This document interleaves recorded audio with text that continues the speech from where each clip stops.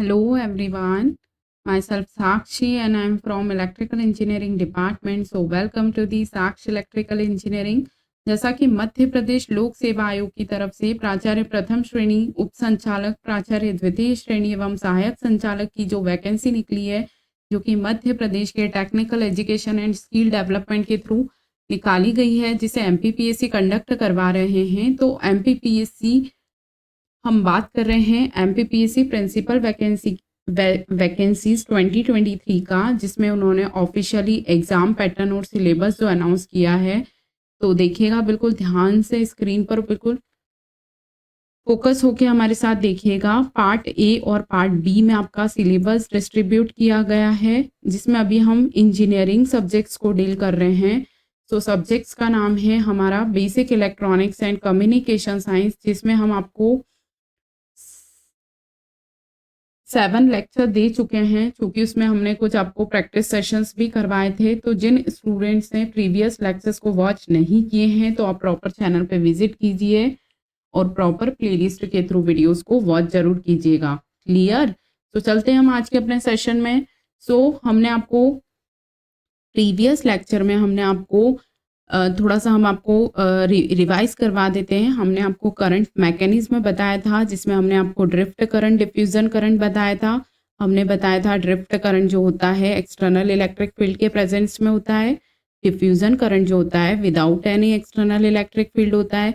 उसके बाद हमने ड्रिफ्ट वेलोसिटी पे बात किया था, चार्ज न्यूट्रलिटी पे बात किया था।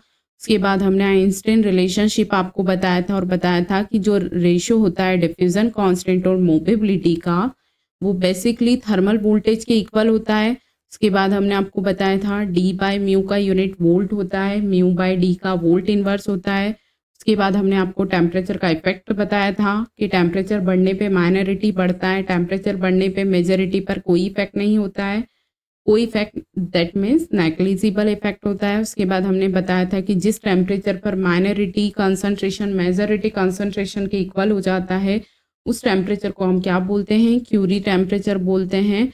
सो यहाँ तक आपको हमने रिवाइज करवा दिया है, और जिन स्टूडेंट्स ने प्रीवियस लेक्चर्स को सीक्वेंस वाइज वॉच किया होगा, तो उनको ये सब प्रॉपर समझ आ रहा होगा। चलते हैं हम आज के अपने न्यू टॉपिक पे, जिसका नाम है डोपिंग। ठीक है, इफेक्ट ऑफ डोपिंग देखने वाले हम। तो देखिएगा बिल्कुल ध्यान से। अच्छा, पहली बात आपको ये पता होनी चाहिए कि डोपिंग क्या होती है। तो हमने आपको क्या बताया था? इम्प्योरिटीज एडिट करने की प्रोसेस को, मतलब किसी सेमीकंडक्टर मटेरियल में इम्प्योरिटी ऐड करने की प्रोसेस को हम डोपिंग कहते हैं। समझ रहे हैं आप बात को? अशुद्धि मिलाने की प्रोसेस को हम क्या बोलते हैं? डोपिंग बोलते हैं। डोपिंग हम क्यों करते हैं? मटेरियल की कंडक्टिविटी को इंक्रीज करने के लिए। ठीक है, अगर आपसे एग्जामिनर ये पूछ लेंगे कि डोपिंग करने से कौन सा चार्ज कैरियर बढ़ेगा, तो आप क्या बोलेंगे? मेजॉरिटी चार्ज कैरियर कंसंट्रेशन बढ़ता है। ठीक है, तो आपको बेसिकली देखिए, फर्स्ट पॉइंट आपको क्या याद रखना है कि डोपिंग करने से हमारी जो कंडक्टिविटी होती है वो बढ़ती है। Very very important point for your exam point of view. आपसे एग्जामिनर डायरेक्ट क्वेश्चन करेंगे कि डोपिंग बढ़ाएंगे तो कंडक्टिविटी पर क्या इफेक्ट पड़ेगा? बढ़ेगा, बढ़ेगा, घटेगा, रिमेन सेम या नन? तो आप क्या बोलेंगे? डोपिंग करने से कंडक्टिविटी बढ़ती है। क्लियर? देन नेक्स्ट हमारा देखिए बात निकल कर आ रही है कि डोपिंग बढ़ाने पर कौन सा चार्ज कैरियर बढ़ता है या कौन सा घटता है। तो आप क्या बोलेंगे? डोपिंग का इफेक्ट मेजॉरिटी चार्ज कैरियर पर पड़ता है। क्या बोलेंगे आप? डोपिंग बढ़ाने से हमारा मेजॉरिटी चार्ज कैरियर कंसंट्रेशन बढ़ता है। मतलब आपको क्या याद रखना है? डोपिंग बढ़ाएंगे तो मेजॉरिटी चार्ज कैरियर कंसंट्रेशन बढ़ेगा। क्लियर? पहली बात, डोपिंग करने से कंडक्टिविटी इंक्रीज होती है। दूसरी बात, डोपिंग का effect majority charge carrier concentration पर पड़ता है। एग्जामिनर आपसे पूछेंगे कि डोपिंग का इफेक्ट किस चार्ज कैरियर कंसंट्रेशन पे पड़ता है, तो आप क्या बोलेंगे? मेजॉरिटी चार्ज कैरियर कंसंट्रेशन पे पड़ता है।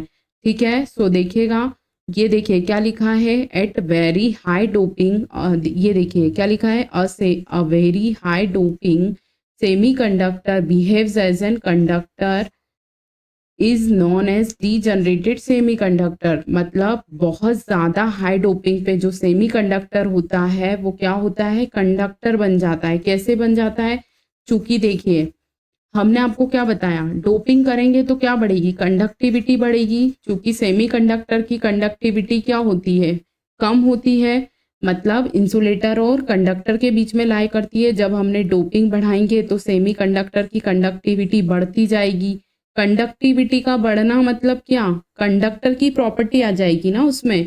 कंडक्टिविटी सबसे ज्यादा किस में होती है, कंडक्टर में होती है। तो जब हम बहुत ज़्यादा हाई डोपिंग करेंगे तो बहुत ज़्यादा कंडक्टिविटी हो जाएगी, और ज़्यादा कंडक्टिविटी होना कौन से मटेरियल को शो करता है, कंडक्टर को शो करेगा ना, क्योंकि कंडक्टर हाईएस्ट कंडक्टिविटी होती है। तो कहने का मतलब है कि बहुत ज़्यादा हाई टेम्परेचर, बहुत ज़्यादा हाई डोपिंग करने पर सेमीकंडक्टर जो है कंडक्टर की तरह बिहेव करने लगता है, और उस कंडक्टर को क्या नाम दिया गया है, degenerated semiconductor. Very very important point for your exam point of view. आपसे एग्जामिनर पूछ लेंगे कि degenerated semiconductor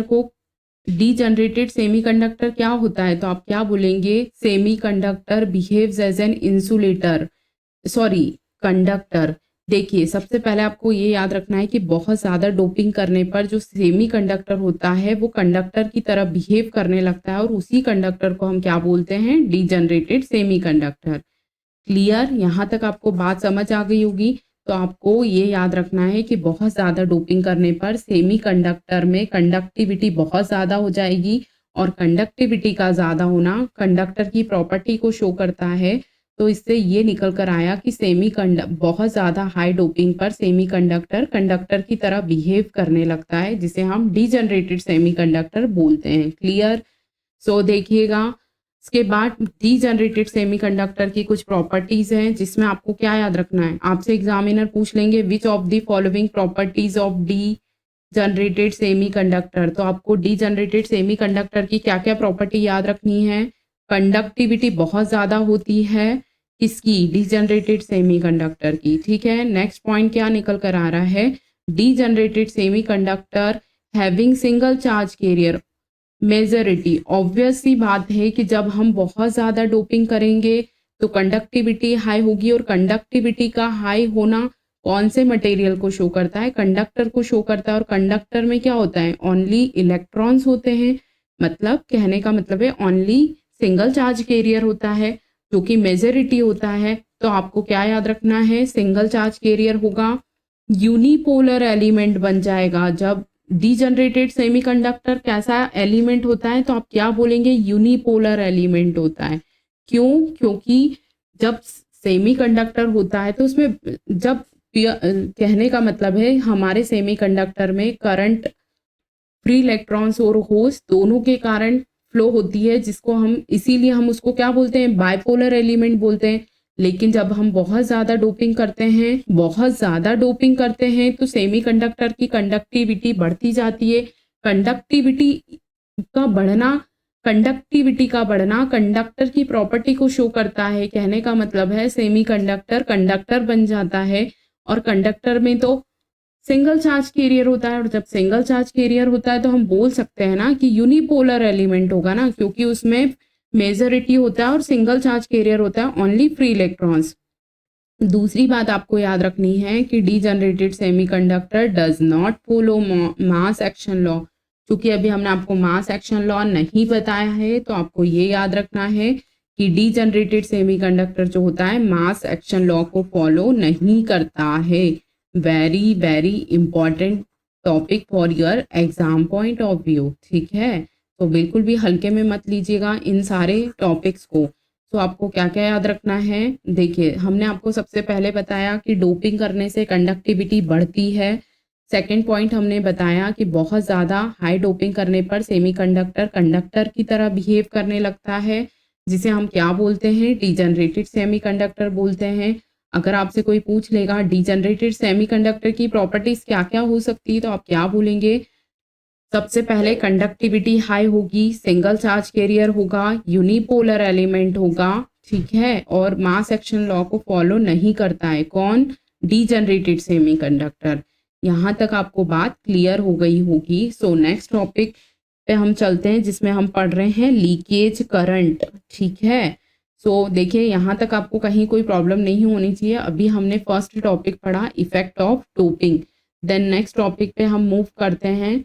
so I hope आपको ये बात बहुत अच्छे से समझ आ गई होगी। टू द पॉइंट बातें आपको याद रखनी है, क्योंकि हम इस वे में पढ़ा रहे हैं कि हर ब्रांच के कैंडिडेट्स को इजीली वे में समझ आ पाए, चाहे वो मैकेनिकल से हैं, चाहे वो सिविल से हैं, चाहे वो इलेक्ट्रिकल और इलेक्ट्रॉनिक्स से हैं। क्लियर। सो नेक्स्ट टॉपिक देखिएगा हमारे साथ लीकेज करंट। अच्छा, आपसे एग्जामिनर पूछ लेंगे कि लीकेज करंट क्या होता है, तो आप क्या बोलेंगे? इजीली वे में ये बोलेंगे ना कि जो लीकेज हो रहा है, मतलब जब हमारा ऑफ सिचुएशन में डिवाइस है और उसमें से करंट फ्लो हो रही है तो वो लीकेज करंट हुई ना। मतलब नॉन कंडक्टिंग स्टेट, जब वो कंडक्ट नहीं कर रही है और उस सिचुएशन में यदि कोई करंट फ्लो हो रही है तो आप क्या बोलेंगे? उसको लीकेज करंट बोलेंगे सिंपली। सो नेक्स्ट टॉपिक देखिएगा हमारा लीकेज करंट। लीकेज करंट को हम और क्या बोल सकते हैं? रिवर्स सैचुरेशन करंट बोलते हैं, और क्या बोलते हैं? थर्मली जनरेटेड करंट बोलते हैं, और माइनॉरिटी चार्ज कैरियर करंट भी हम बोलते हैं। क्लियर। तो लीकेज, आपको सबसे पहले ये याद रखना है कि जो लीकेज करंट क्या होता है।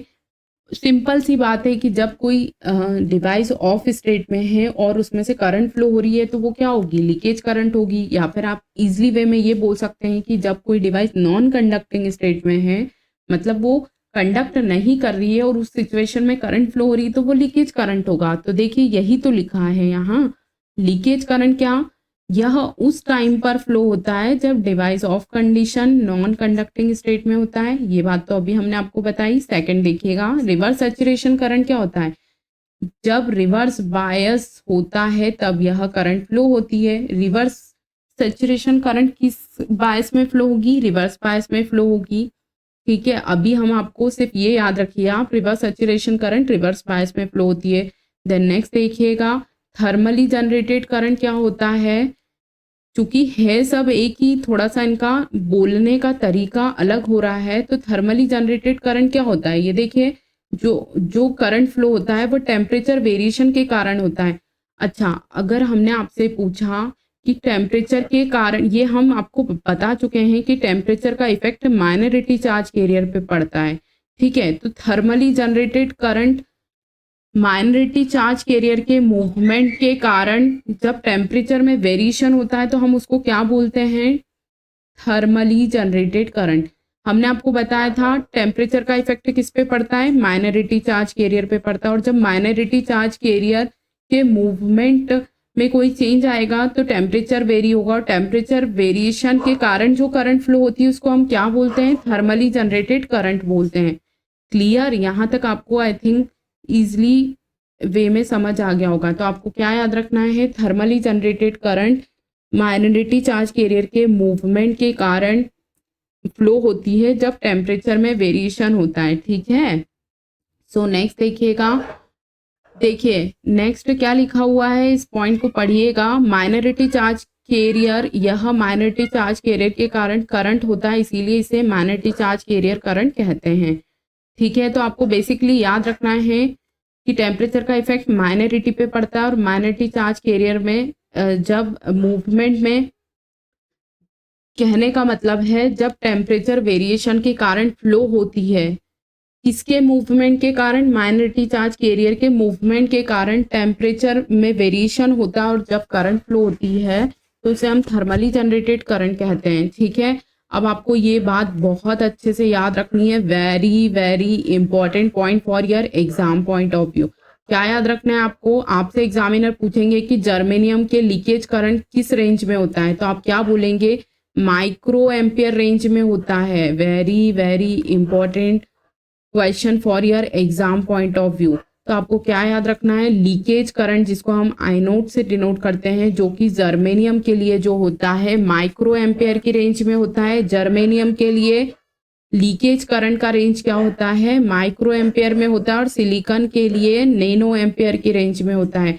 तो आपको क्या क्या याद रखना है? देखिए हम आपको फिर से एक बार बता देते हैं। सो वेट, देखिए जर्मेनियम का जो लीकेज करंट होता है वो माइक्रो एम्पियर के रेंज में होता है, और सिलिकॉन का जो लीकेज करंट होता है वो नैनो एम्पेयर के रेंज में होता है। Very very important question for your exam point of view.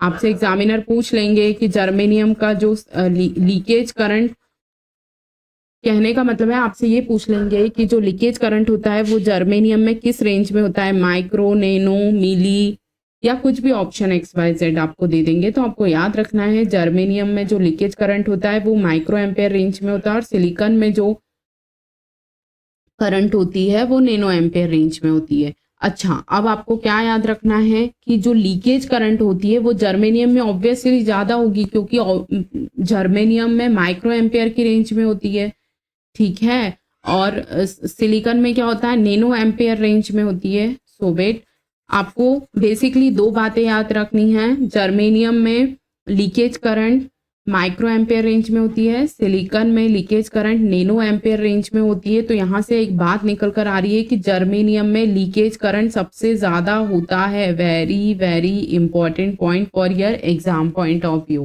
क्या याद रखना है आपको, leakage current for germanium is very very greater than leakage current for silicon.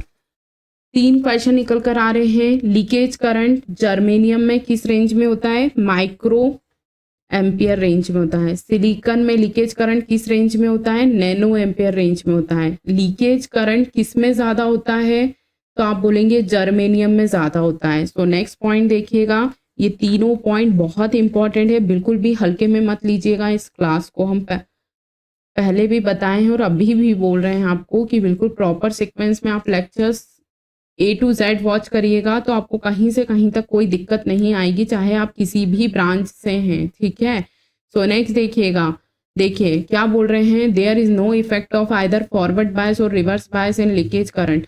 जब हम ट्रांजिस्टर में पढ़ते हैं forward bias, reverse bias, diode में पढ़ते हैं तो हम बेसिकली बाइसिंग देखते हैं और हम फॉरवर्ड बायस रिवर्स बायस को वहाँ पढ़ते हैं। तो आपको अगर एग्जामिनर पूछ लेंगे कि रिवर्स बायस और फॉरवर्ड बायस पर लीकेज करंट का क्या फ़र्क पड़ता है, तो आप बोलेंगे लीकेज करंट का फॉरवर्ड बायस और रिवर्स बायस पर कोई इफेक्ट नहीं होता है।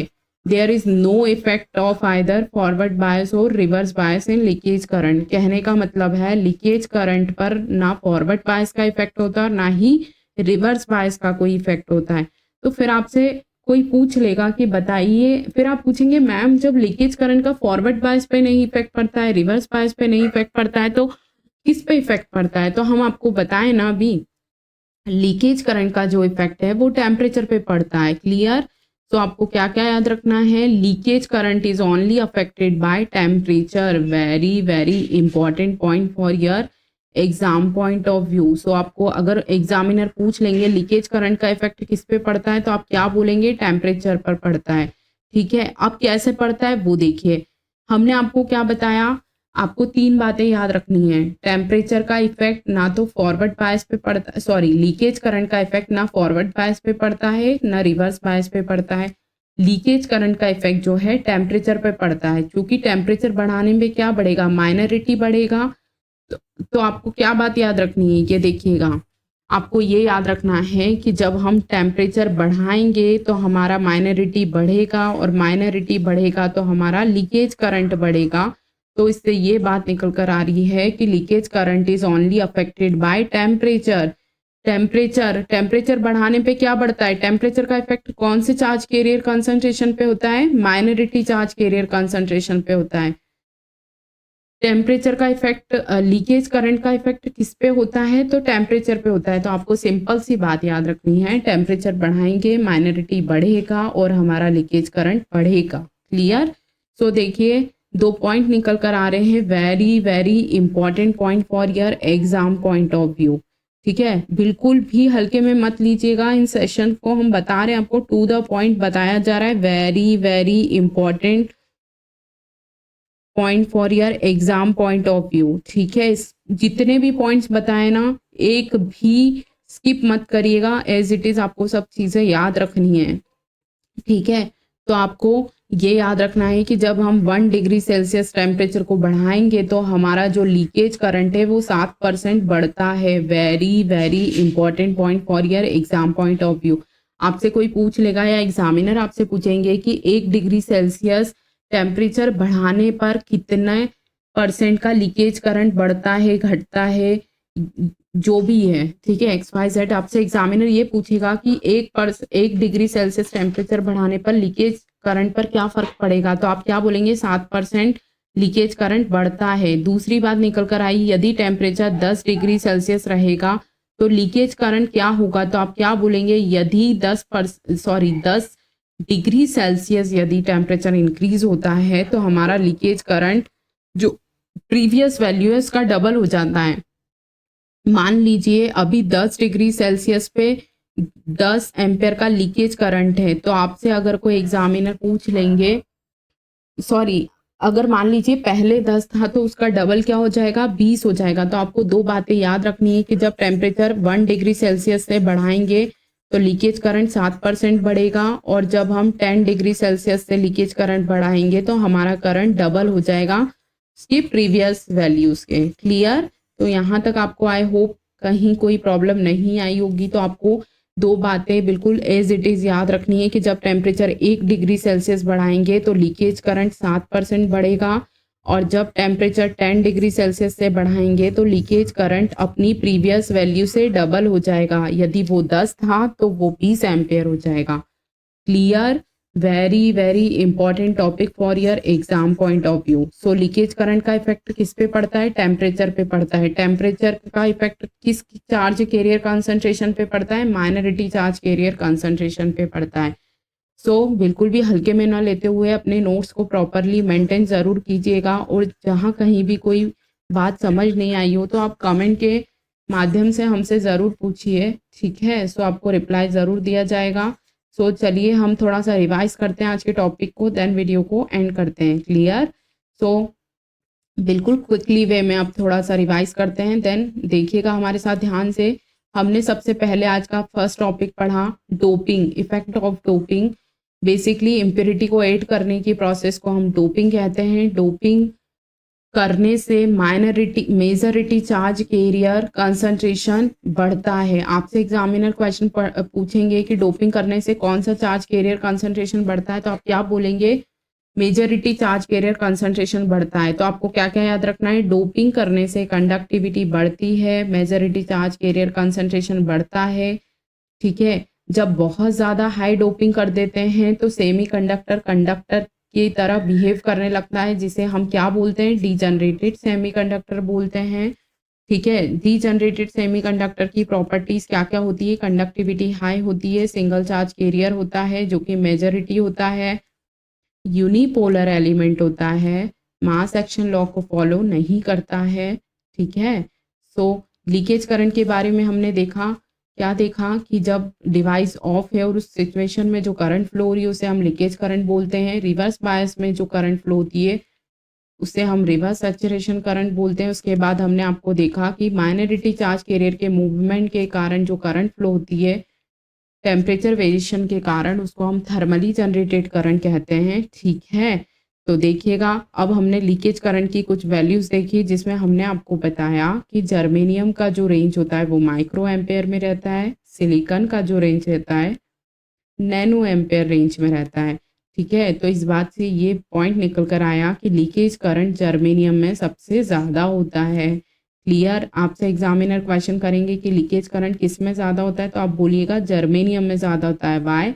क्योंकि माइक्रो एम्पेयर रेंज में होता है और सिलिकॉन में नैनो एम्पेयर रेंज में होता है। उसके बाद आपसे एग्जामिनर क्वेश्चन करेंगे कि फॉरवर्ड बायस और रिवर्स बायस पर लीकेज करंट का क्या इफेक्ट होता है, तो आप क्या बोलेंगे, there is no effect of either forward bias और रिवर्स बायस। क्लियर?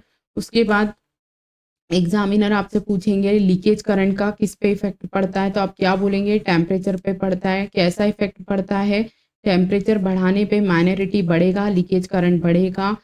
फिर उसके बाद 2 पॉइंट ये निकल कर आए कि जब हम टेम्परेचर को 1 डिग्री सेल्सियस से बढ़ाएंगे तो लीकेज करंट 7% बढ़ता है, और जब हम 10 डिग्री सेल्सियस बढ़ाएंगे तो लीकेज करंट हमारा डबल हो जाता है प्रीवियस वैल्यूज के। Very very important point for your exam point of view.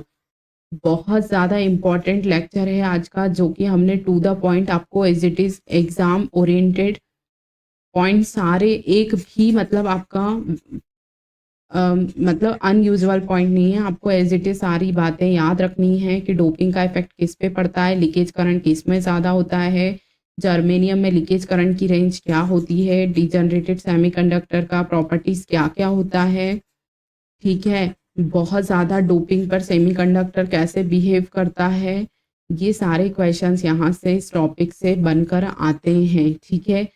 आपसे एग्जामिनर पूछ लेंगे डोपिंग बढ़ाने पे कौन सा चार्ज कैरियर कंसंट्रेशन बढ़ेगा, तो आप बोलेंगे मेजॉरिटी बढ़ेगा, उसके बाद डोपिंग करने पे क्या पड़ता है, कंडक्टिविटी बढ़ती है। सो बेसिकली आज का हमारा जो टॉपिक था effect of doping and leakage current, जो कि कंप्लीट हुआ, जिसको हमने आपको थोड़ा-सा पढ़ाने के बाद लास्ट में रिकॉल भी करवा दिया और आपको जिस टाइप के क्वेश्चंस बनते हैं, वो इस टॉपिक से हमने बता दिए हैं। इन केस फिर भी कहीं आपको कहीं प्रॉब्लम आ रही हो, तो आप वीडियो के नीचे ज़रूर कमेंट करके हमें बताइए और आप बेसिकली एमपीपीएससी प्रिंसिपल वैकेंसीज़ के रिगार्डिंग और क्या चेंजेस चाहते हैं, सो अपना कमेंट ज़रूर कीजिएगा और आई होप आपको ये वीडियो बहुत अच्छा लगा होगा और प्रॉपर वे में आपको समझ आया होगा। एक बात हम ये बोलना चाहेंगे कि जो भी स्टूडेंट्स अदर ब्रांचेस के हैं, कहने का मतलब है जो सिविल मैकेनिकल से हैं या इलेक्ट्रॉनिक इलेक्ट्रिकल से भी हैं, तो आप प्रॉपर मतलब सीक्वेंस वाइज वीडियोस को वॉच करिए, तो आपको प्रॉपरली बहुत अच्छे से समझ आएगा और अपने नोट्स को मेंटेन ज़रूर करिएगा। और बहुत इम्पॉर्टेंट बात तो ये है कि जो प्रीवियस वीडियोस हमने आपको दिए हैं, उन लेक्चर्स को भी आपको रिवाइज़ करते रहना है ताकि आपके माइंड से स्किप ना हो। अदरवाइज़ जब आप रिवाइज़ नहीं करेंगे तो आप सब भूलते जाएँगे। इसीलिए जो भी प्रीवियस लेक्चर्स हो चुके हैं उनको आप रिवाइज़ ज़रूर कीजिएगा। क्लियर? सो बेसिकली आज का हमारा लेक्चर कंप्लीट हुआ। सो मिलते हैं हम अपने नेक्स्ट लेक्चर में। तब तक के लिए thank you students. Have a good day, good night.